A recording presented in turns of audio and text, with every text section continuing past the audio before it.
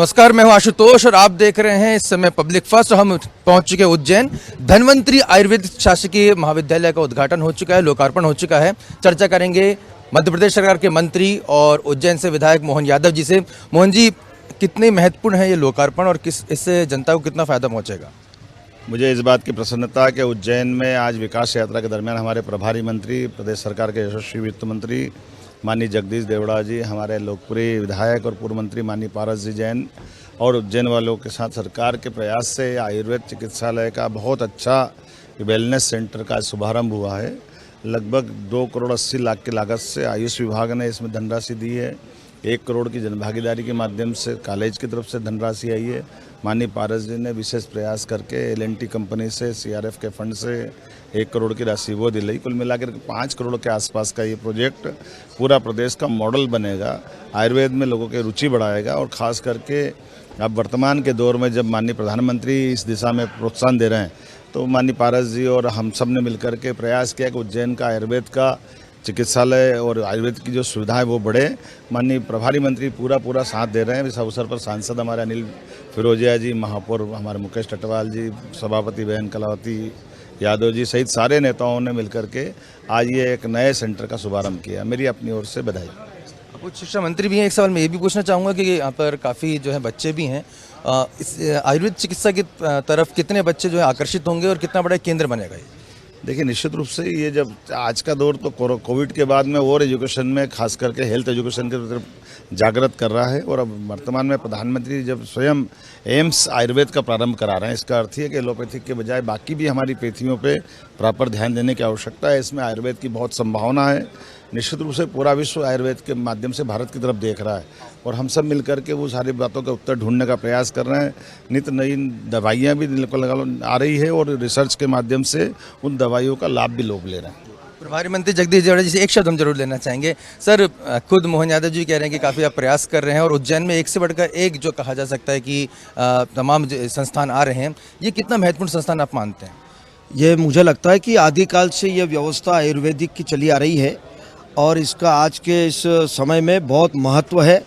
और आज बड़ी प्रसन्नता की बात है कि धन्वंतरी पंचकर्म वेलनेस सेंटर का आज शुभारंभ हुआ है और हमारे सारे जनप्रतिनिधि आज यहाँ पर मौजूद हैं।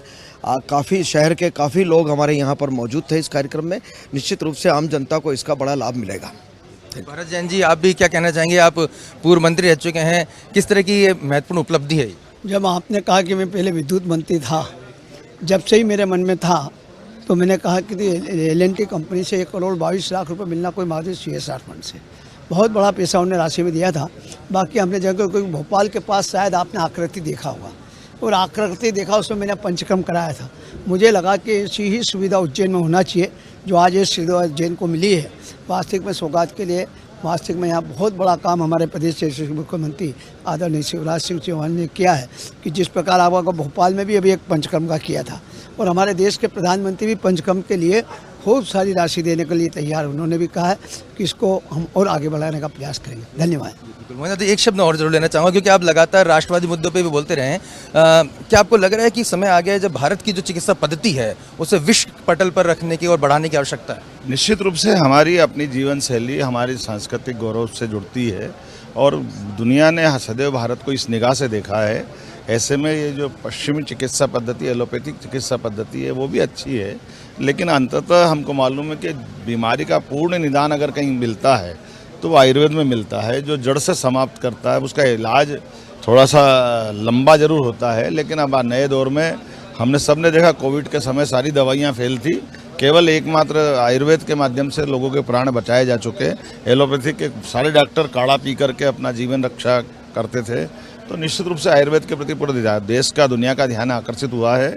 हम आयुर्वेद की और भविष्य की संभावना देखते हैं और मुझे लगता है कि निश्चित रूप से इसका लाभ पूरा विश्व उठाएगा। आयुर्वेद में जो रिसर्च होना चाहिए था वो लंबे समय तक नहीं हो पाया, क्या वजह? किसी को राजनीतिक वजह भी रही है? देखिए, ये बात सही है कि देश की कई सारी अच्छाइयों पे काल के प्रभाव में हमारे तरफ से जो ध्यान जाना चाहिए था, विश्व ने उसको अवॉइड करने का प्रयास किया। कई वेस्टर्न तरीके से ही उनने सब कुछ उत्तर निकाले, लेकिन अंततः हमको अपनी भारतीय पद्धति पे आना पड़ा और आयुर्वेद में उसका उत्तर मिल रहा है। मुझे इस बात में खासकर चिकित्सा पद्धति को लेकर के हमारी भारतीय पद्धति में आयुर्वेद पद्धति दुनिया को पसंद आ रही है, योग पसंद आ रहा है आयुर्वेद का साथ साथ बाकी चीज़ों में भी दुनिया ने सीखा है, तो मैं उम्मीद कर रहा हूँ आयुर्वेद के माध्यम से जनता निरोगी रहने के उपाय करेगी। बहुत शुक्रिया मोहन यादव जी हमसे चर्चा करने के लिए, पब्लिक फर्स्ट में बातचीत करने के लिए। मोहन यादव जी उच्च शिक्षा मंत्री मध्य प्रदेश सरकार और प्रभारी मंत्री जगदीश देवड़ा यहाँ पर एक बड़ी उपलब्धि उज्जैन को देते हुए, और निश्चित तौर पर कहा जा सकता है एक परिसर में आपको यहाँ पर दिखाना चाहूँगा। ये पूरा का पूरा परिसर है और काफ़ी बड़ा ये धन्वंतरी पंचकर्म वेलनेस सेंटर यहाँ पर खुला गया है। आप ये देख सकते हैं, एक्सक्लूसिव तस्वीरें आप देख सकते हैं पब्लिक फर्स्ट पर ये। और इस पंचकर्म वेलनेस सेंटर के ज़रिए ये तमाम तरह के रोगों का उपचार भी हो सकेगा। इसके साथ ही साथ जो युवा हैं वो भी यहाँ पर आयुर्वेद की चिकित्सा की महत्वपूर्ण जानकारियाँ हासिल कर सकेंगे। निश्चित तौर पर भारत की जो पुरातन चिकित्सा पद्धति है उसको आगे बढ़ाने की ज़रूरत है, और संभवतः इस वेलनेस सेंटर और इस संस्थान के ज़रिए ये संभव हो सकेगा। कैमरामैन यशवंत और मेरे सहयोगी अनुज के साथ Ashutosh, public first news, Ujjain.